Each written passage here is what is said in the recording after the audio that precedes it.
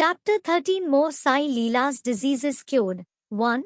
Bhimji Patil. 2. Bala Shimpi. 3. Bapusaheb Booty. 4. Alandi Swami. 5. Kaka Mahajani. 6. Dastopant of Harda. The inscrutable power of Maya Baba's words were always short, pithy, deep, full of meaning, efficient and well-balanced. He was ever content and never cared for anything. He said, "Though I have become a fakir, have no house or wife, and though leaving off all cares, I have stayed at one place, the inevitable Maya teases me often. Though I forgot myself, I cannot forget her. She always envelopes me. This Maya, elusive power, of the Lord, Sri Hari, teases God Brahma and others, then what to speak of a poor fakir like me? Those who take refuge in the Lord will be freed from her clutches with His grace." In such terms Baba spoke about the power of Maya. Lord Sri Krishna has said to Uddhava in the Bhagavad that the saints are His living forms, and see what Baba had said for the welfare of His devotees, those who are fortunate and whose demerits have vanished, take to my worship. If you always say Sai, Sai, I shall take you over the 7 seas, believe in these words, and you will be certainly benefited. I do not need any paraphernalia of worship either 8-fold or 16-fold. I rest there where there is full devotion. Now read what Sai, the friend of those who surrendered themselves to him, did for their welfare. Bhimji Patil. 1. Bhimji Patil of Narayanagav, Taluka Junnar, District, Pune, once suffered in the year 1909 AD from a severe and chronic chest disease which ultimately developed into tuberculosis. He tried all sorts of pathas, remedies, but to no effect. Losing all hopes, he ultimately prayed to God, "O Lord Narayana, help me now." It is a well-known fact that, when our circumstances are well off, we do not remember God, but when calamities and adversities overtake us, we are reminded of Him. So Bhimji now turned to God. It occurred to him that he should consult Mr. Nanasaheb Chandorkar, a great devotee of Baba, in this respect. So he wrote to him a letter, giving all details of his malady, and asking for his opinion. In reply, Mr. Nanasaheb wrote to him that there was only one remedy left, and that was to have recourse to Baba's feet. Relying on Mr. Nanasaheb's advice, he made preparations for going to Shirdi. He was brought to Shirdi and taken to the masjid, and placed before Baba. Mr. Nanasaheb and Shama, Madhvarav Deshpande, were then present. Baba pointed out that the disease was due to the previous evil karma, and was not at first disposed to interfere. But the patient cried out in despair that he was helpless, and sought refuge in him, as he was his last hope, and prayed for mercy. Then Baba's heart melted and he said, "Stay, cast off your anxiety, your sufferings have come to an end." However oppressed and troubled one may be, as soon as he steps into the masjid, he is on the pathway to happiness. The fakir here is very kind, and he will cure the disease, and protect all with love and kindness. The patient vomited blood every 5 minutes, but there was no vomiting in the presence of Baba. From the time Baba uttered the words of hope and mercy, the malady took a favorable turn. Baba asked him to stay in Bhimabai's house, which was not a convenient and healthy place, but Baba's order had to be obeyed. While he was staying there, Baba cured him by 2 dreams. In the first dream, he saw himself as a boy suffering the severe pain of a flogging, which he received for not reciting his Savai poetry lesson before his class master. In the second dream, someone caused him intense pain and torture by rolling a stone up and down over his chest. With the pain thus suffered in dream, his cure was complete, and he went home. He then often came to Shirdi, gratefully remembering what Baba did for him, and prostrated before him. Baba also did not expect anything from devotees, but grateful remembrance, unchanging faith and devotion. People in the Maharashtra always celebrate Satyanarayan Puja in their homes every fortnight or month.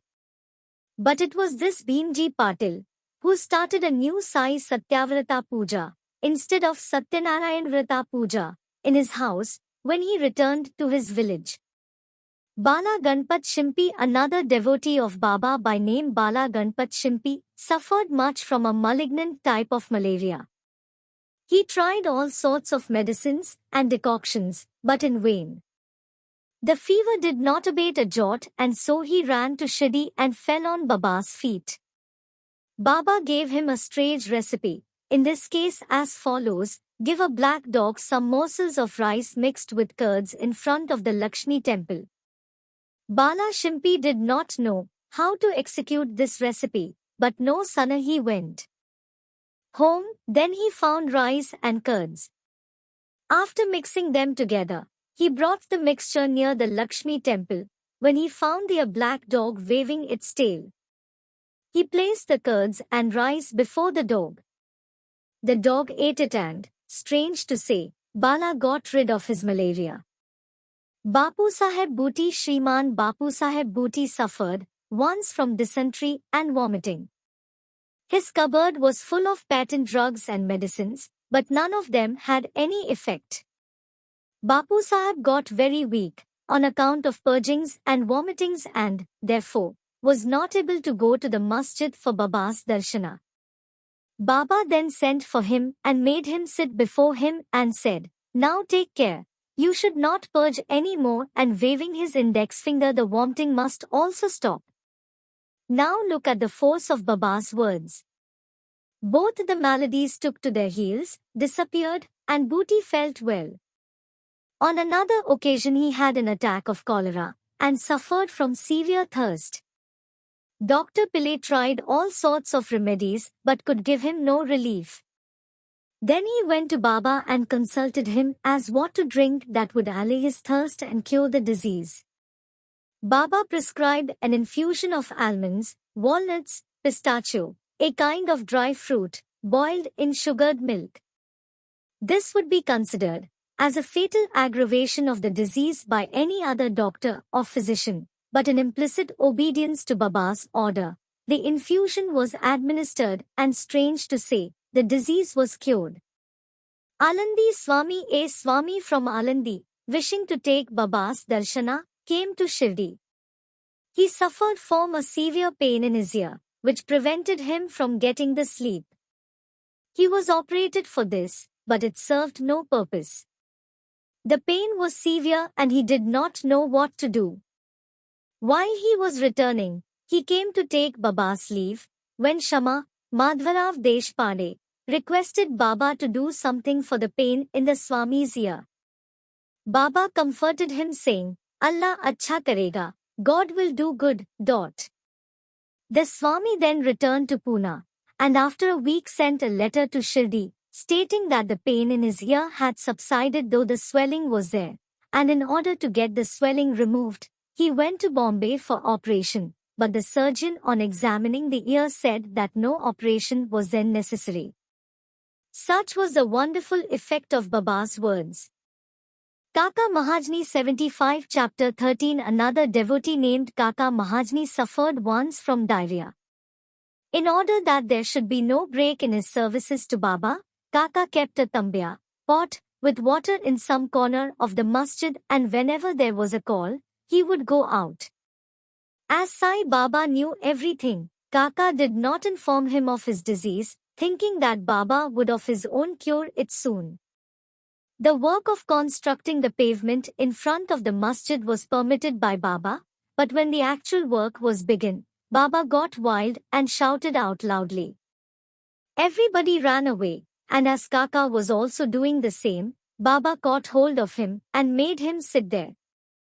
In the confusion that followed, somebody left a small bag of groundnuts. Baba took a handful of groundnuts, rubbed them in his hands, blew away the skins, and gave the clean nuts to Kaka and made him eat them. Scolding and cleaning the nuts, and making Kaka eat them, went on simultaneously. Baba himself ate some of them. Then, when the bag was finished, Baba asked him to fetch water as he felt thirsty. Kaka brought a pitcher full of water. Then Baba drank some water and made Kaka also drink it. Baba then said, "Now your diarrhea has stopped, and you may attend to the work of the pavement." In the meanwhile, other persons, who had run away, returned and started the work, and Kaka, whose motions had stopped, also joined them. Are groundnuts medicine for diarrhea? According to current medical opinion, groundnuts would aggravate the disease and not cure it. The true medicine, in this as in other cases, was Baba's word. Dastopant of Harda, a gentleman from Harda by name Dastopant, suffered from stomachache for 14 years. None of the remedies gave him any relief. Then, hearing of Baba's fame, that he cures diseases by sight, he ran to Shirdi and fell at Baba's feet. Baba looked at him kindly and gave him blessings. When Baba placed his hand on his head, and when he got Baba's udi with blessing, he felt relieved and there was no further trouble about the malady. Towards the end of his chapter, 3 cases are cited in footnotes. 1. Madhvarav Deshpande suffered from piles.